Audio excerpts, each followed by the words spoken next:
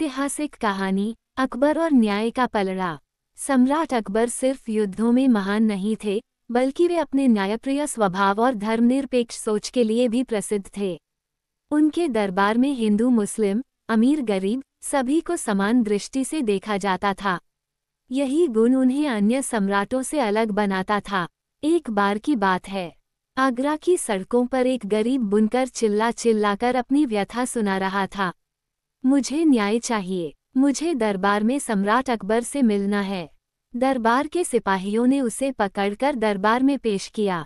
सम्राट अकबर ने धैर्यपूर्वक उसकी बात सुनी। बुनकर बोला, हुजूर, मेरी महीनों की मेहनत से बनी कीमती रेशमी चादर एक अमीर सेठ ने उधार ली और अब मना कर रहा है। कहता है कि मैंने उसे कुछ दिया ही नहीं।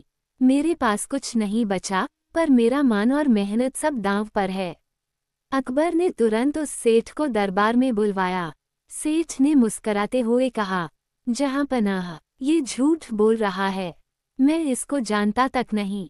पूरा दरबार शांत था, सच्चाई जानना मुश्किल था। तभी अकबर ने बीरबल की ओर देखा और कहा, बीरबल, इस मामले का फैसला अब तुम्हारे हाथ में है। बीरबल मुस्कराए। उन्होंने कुछ सोचा और बोले, जहांपनाह, मैं एक उपाय करता हूँ। सेठ से पूछिए कि जब उसे वह चादर दी गई थी तब वह कहाँ था। सेठ ने सोचते हुए कहा, मैं अपने घर पर था। बीरबल तुरंत बोले, ठीक है, कल सुबह हम उस घर को बुलाएंगे। पूरा दरबार चौंका। घर को बुलाएंगे, ये कैसा न्याय था। अगले दिन बीरबल ने 2 सिपाहियों से कहा कि वे उस सेठ का दरवाज़ा दरबार में लेकर आएं।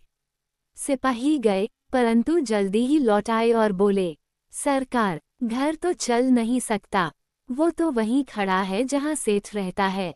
बीरबल हंसे और बोले, जहांपनाह, अब निर्णय स्पष्ट है। यदि घर दरबार में नहीं आ सकता, तो चादर सेठ के पास कैसे पहुंच सकती है, जबकि वह दावा करता है कि वह घर से बाहर नहीं गया।